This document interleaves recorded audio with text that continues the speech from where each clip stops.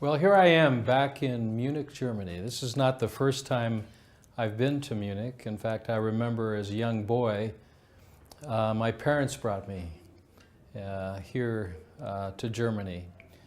I finally came to the conclusion that their disease has the same origin.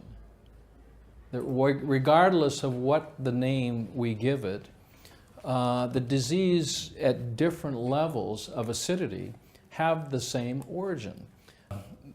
With this particular thought and perspective on the origin of all sickness and disease, I then started thinking about, well, there must be then stages of acidity.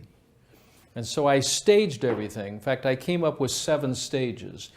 The first stage of acidity, where the internal environment becomes compromised due to what we eat, what we drink, and what we think, is loss of energy. It's enervation. When we start losing energy, or we don't have enough energy, or we're sick, or we feel tired, this is the beginning stages of a compromise of the internal environment. The second stage was sensitivities. The third stage was irritation. Within that irritation, there was a sub-stage of a built-up of catarrh or mucus, where the body is in a preservation mode trying to buffer or neutralize a buildup of acidity to protect the organs or glands that sustain life. Then I went to the 4th stage, which is inflammation. And now what we're finding is a common acceptance, both conventionally and traditionally, that inflammation is a precursor to very serious chronic disease. So inflammation precedes multiple sclerosis. Inflammation precedes diabetes. Inflammation precedes cancer. And this is accepted now, at least in the United States and I think worldwide, that there's a connection between inflammation and very serious disease, degenerative disease. What is not connected is what causes inflammation. And what I've said many, many times is that you cannot have inflammation without acidity. And with acidity, that gives rise to inflammation. So if you take the acidity away, the inflammation goes away. And if you want to create inflammation, you just have to increase acidity. So when the body can't remove its own metabolic or dietary waste products, okay, a dietary waste product, let's say from meat, let's say uric acid. If the body can't remove uric acid, if the body can't remove lactic acid, the body has to do something with that. And so as I did more investigation, I realized that in a stage of inflammation, which I referred to as stage 4 acidosis, that the body is throwing acid that's supposed to be eliminated through urination or perspiration. It's being held within the connective tissue and then being pushed out into the fatty tissues. And that particular theory then brought rise to a book I wrote called The pH Miracle for Weight Loss. And the basis of that particular work was that obesity or excess weight was accumulating outside the body as a depository for acidic waste products, both dietary and metabolic, that were not properly being eliminated through defecation, urination, perspiration, or respiration. So it was a protection.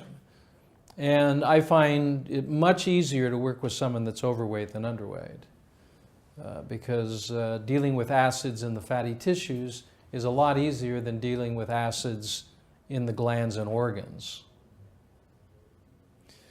So particularly if the organs are now being broken down by those waste products. So from inflammation then, this idea that inflammation's cause is a result of the body's inability to remove its own waste products.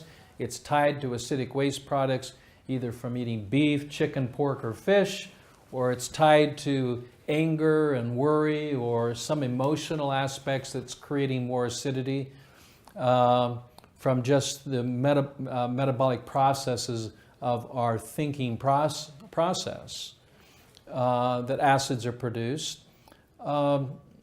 You know, that the body was trying to protect itself and does protect itself. I went to the 5th stage of acidosis, which was induration. So what does a body do if it's pushing acid out into the connective and then fatty tissues? But what else does it do? Well, it pulls oxidants, or antioxidants, I should say, just the reverse, but antioxidants or alkaline buffers. One of the major alkaline buffers of the human organism is sodium bicarbonate. But I didn't realize we're the primary source of production of sodium bicarbonate. I wasn't certain if it was created in the liver, if it was created in the bones, if it was created in the pancreas. And I finally came to the conclusion, and based on this theory, that the major organ for the production of the most important alkaline buffer that the body produces, which is sodium bicarbonate, is produced in the lining of the stomach. That is its major purpose, is not to digest food, but as a contributor of sodium bicarbonate both to the blood and tissues when, let's say, you're exercising, or if you're ingesting food, to secrete alkalinity on the food, and really answers the question that everybody likes to ask me, Dr. Young, is it okay if I drink with my meals? With the idea of, you know, conventional teaching that if you drink with your meals, even traditionally, that you're going to neutralize the hydrochloric acid of the stomach, and if you neutralize the hydrochloric acid of the stomach, then you're going to slow down the digestive processes. So I realized that this was a medical myth, that this whole idea that the stomach was a digestive organ. I have now realized through my work that the stomach is not a digestive organ, that the pH of the stomach, and it can be measured because it all began in Germany. You know, it's called the Heidelberg method. I don't know if you're familiar with it or not, but the Heidelberg method is where they originated this whole theory.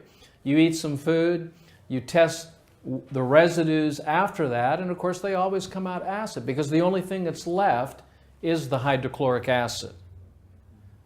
But why not test before? Why not test during this whole process?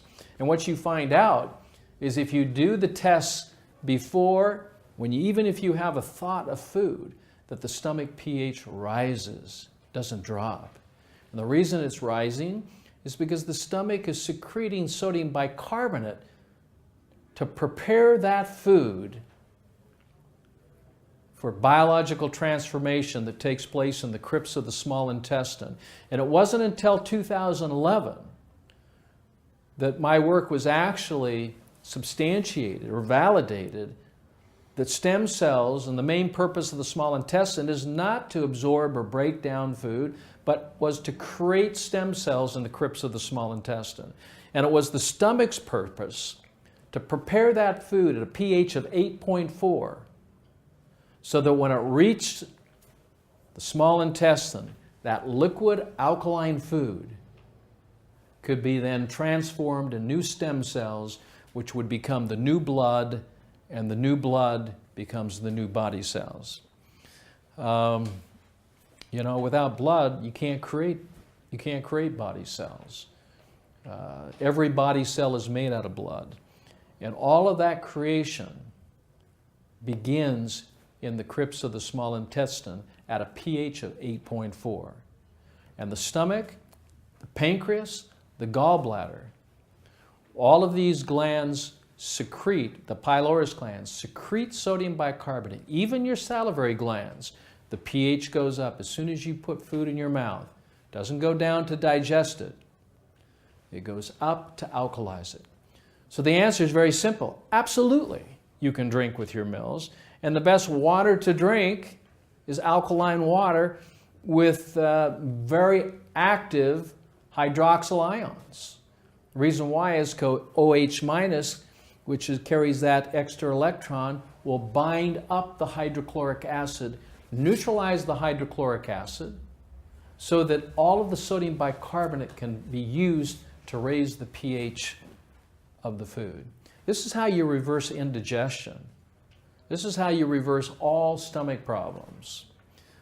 Is you start drinking before, during, and after your meals, and not just any water, because the water has to be purified, it has to be alkalized, it has to be functionally structured in a way that can permeate the cells. And when we do that, when we're drinking water that's purified, that carries a high pH, I like it about 9.5 or greater. I find that 9.5, generally across the board, regardless of the person, where they live or what culture they are, 9.5 is a very common, easy water. And people benefit from that because when we can reduce the hydrochloric acid, which is a very caustic acid, has a pH of about 1 to 1.5, can be very, very harmful, particularly which the blood can't handle if it's absorbed back into the bloodstream.